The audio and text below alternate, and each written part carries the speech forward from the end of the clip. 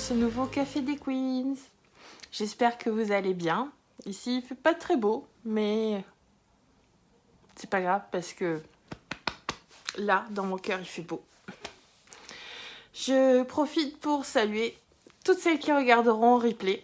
J'espère que le sujet du jour va vous intéresser et que vous avez préparé votre boisson chaude préférée pour profiter de ce moment que vous prenez pour vous, pour mieux comprendre les relations toxiques et du coup, mieux vous en protéger et mieux vous reconstruire. Alors, j'en profite, je me présente. Pour celles qui ne me connaissent pas, je suis Nathalie Agnier et mon métier, c'est d'être une propulseuse et donc de te propulser dans ta nouvelle vie où tu es sereine, où tu es heureuse, où tu es entourée de personnes saines et bienveillantes qui te veulent du bien. Le Café des Queens, c'est un rendez-vous qu'on se donne 3 fois par semaine. Le lundi matin, mercredi matin, vendredi matin à 10h. On se retrouve toutes autour de boissons chaudes pour parler relations toxiques, entre autres. Quel est le sujet du jour ? Eh bien, le sujet du jour, c'est que craint la personne toxique. Alors, c'est super important de le savoir parce que derrière ces craintes, derrière ces peurs, derrière ces blessures narcissiques, il y a tout un fonctionnement. Et si tu comprends ce fonctionnement, tu peux évidemment mieux t'en protéger. Je vais donc vous parler du sujet du jour. Et si vous avez des questions, n'hésitez pas à les poser en commentaire. J'y reviendrai en fin de sujet. Aussi, si vous n'êtes pas abonné à ma page ou à mon channel YouTube, allez-y. Ça ne vous coûte rien. Et moi, ça m'aide parce que comme ça, je suis de plus en plus visible et je peux aider plus de femmes dans des relations toxiques à s'en sortir. Si vous avez besoin de mon aide, je vous propose un accompagnement qui s'appelle Wonder, qui a pour but justement de vous aider tout au long du chemin, quotidiennement, avec du contenu personnalisé et pas du truc tout fait, tout réchauffé, du contenu vraiment personnalisé à vous. Alors, que craint la personne toxique ? C'est parti. Alors, c'est une vidéo qui va faire 2 parties. Parce que il y avait pas mal de choses à dire et que j'essaie de garder les vidéos assez courtes en ce moment parce que je sais que votre temps est précieux. Et du coup, je vous fais la première partie aujourd'hui et la prochaine tout bientôt. Donc, que craint la personne toxique ? Déjà, elle craint le rejet. Elle porte un masque, cette personne toxique. C'est le masque qu'on lui connaît toutes. C'est le masque de la personne charmante qui veut que tout se passe bien et qui est tellement merveilleuse, etc. Mais ce n'est qu'un masque. Et ça, on ne le découvre que quand on a un rapport rapproché avec cette personne-là. Tous les autres ne voient que le masque. Et c'est ça le souci. C'est que les autres ont l'impression que cette personne-là, oh là là, qu'est-ce qu'elle est bien, elle est merveilleuse, c'est super cool. Et en fait, elle ne voit pas que derrière les portes fermées, c'est une personne qui abuse, c'est une personne qui fait du mal. Bref, quelqu'un de pas très fréquentable. Donc cette personne-là, cette personne toxique, elle porte un masque pour être aimée et pour être acceptée d'autrui. Elle est terrifiée par l'idée de ne pas être assez bien. D'ailleurs, vu son comportement, elle a raison d'être terrifiée, parce qu'elle l'est pas assez bien. Et donc elle est terrifiée à cette idée, même si elle l'admettra jamais. Parce que ça serait ouvrir la porte à toutes les fenêtres. Le fait une personne toxique ne peut pas admettre qu'elle n'est pas parfaite. Parce que ça serait montrer une faiblesse, montrer que elle peut avoir des défauts et ça elle ne supporte pas. Ça c'est une blessure narcissique terrible pour la personne toxique. Ensuite, que craint la personne toxique ? Petit 2, le manque de respect. Elle a un ego, on vient d'en parler, elle a un ego super fragile. cette personne toxique. Et elle est incapable d'accepter les critiques, même des critiques bienveillantes, constructives, non. Elle sait mieux que toi, elle le fera toujours mieux que toi, tu es un ver de terre par rapport à elle, un cafard, et voilà, tu ne vaux rien, et elle vaut tout, elle est sur le piédestal, et elle se doit d'être admirée, glorifiée. Ça, c'est la personne toxique. Donc, elle a une peur atroce du manque de respect. Parce que, ben, justement, si quelqu'un lui manque de respect, ben, peut-être que les autres vont commencer à voir que ben, ça va pas si bien que ça dans ce qu'elle fait. Donc, elle est incapable d'accepter les critiques et elle réagit agressivement. Sa réputation, ça passe au-dessus de tout. Il faut pas la critiquer. Si tu la critiques, tu la descends de son piédestal et elle ne supporte pas. Donc du coup, elle ne supporte pas si on lui manque de respect. Petit 3, de quoi a peur la personne toxique? Eh bien, de ne pas être au centre de l'attention de tout le monde. Moi, j'appelle ça faire le coq dans la basse-cour, c'est-à-dire se pavaner. Voilà, tu vois, le coq. Donc elle a besoin d'attention et surtout, elle a besoin d'admiration.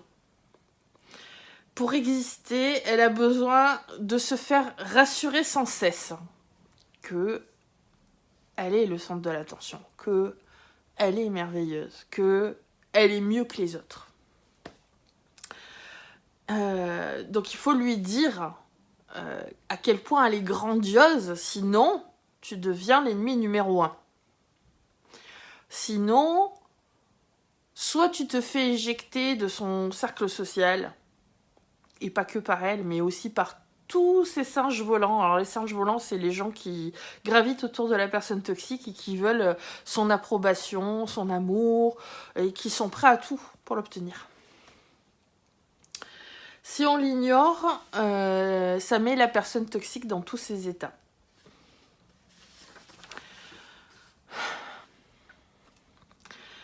Petit 4, il y a l'échec. La personne toxique, elle a peur de l'échec, elle a peur qu'on la surpasse, qu'on soit mieux qu'elle. Elle a peur de la comparaison, surtout si elle n'est pas en sa faveur. Donc elle ne supporte pas qu'on soit meilleur qu'elle, et si elle rate quelque chose, c'est forcément la faute des autres. Ce n'est jamais sa faute. Ça me rappelle, je ne sais pas si vous avez vu la bande dessinée Astérix, où le jour où je ne sais plus qu'est-ce qui se passait aux Jeux Olympiques, je crois, je ne sais plus, à un moment donné, pour justifier le fait qu'ils ont perdu, ils ont dit oui, les sangliers ont mangé des cochonneries. Et ben voilà. Quand la personne toxique perd, ou en tout cas ne gagne pas totalement, c'est la faute des autres. C'est parce qu'elle n'a pas obtenu le soutien qu'elle devait avoir, c'est parce qu'un tel a dit tel ou tel truc, qu'il l'a mis dans tous ses états, c'est parce que si, ça, l'autre, c'est jamais sa faute. Si elle n'arrive pas à ses fins, ce n'est pas parce qu'elle n'était pas capable, non, c'est parce que la faute de quelqu'un d'autre. Ensuite, que craint la personne toxique? Eh bien, elle craint qu'on se moque d'elle. Et c'est marrant parce qu'elle adore se moquer des autres. Elle adore pointer les défauts et même être dans la moquerie méchante des autres. Et parce que quelque part, elle adore ça parce que ça la rend plus sûre d'elle. Parce que justement, elle se remet encore dans la comparaison. Et que si on se moque des autres parce qu'ils sont nuls et qu'ils ont fait tel ou tel truc qui va pas, eh bien, elle, par comparaison, forcément, elle brille plus. Donc, elle supporte pas l'inverse, elle supporte pas qu'on se moque d'elle. Même si la moquerie est une moquerie gentille. Même si c'est pour plaisanter, même si c'est une taquinerie, ben elle ne supporte pas. Parce que ça remet en cause le fait qu'elle est merveilleuse, que c'est la meilleure, que elle est sur un piédestal et nous on n'est que des cafards, on n'est que des rats par rapport à elle. Elle ne supporte pas la moquerie. Et enfin, pour le dernier point que je voulais aborder aujourd'hui par rapport à ce que craint la personne toxique, il y en a d'autres qui viendront dans la prochaine vidéo, dans une prochaine vidéo, elle craint les responsabilités. Alors là, je sais que toutes, ça va vous parler énormément. Donc, elle ne prend jamais ses responsabilités. La personne toxique ne prend jamais ses responsabilités.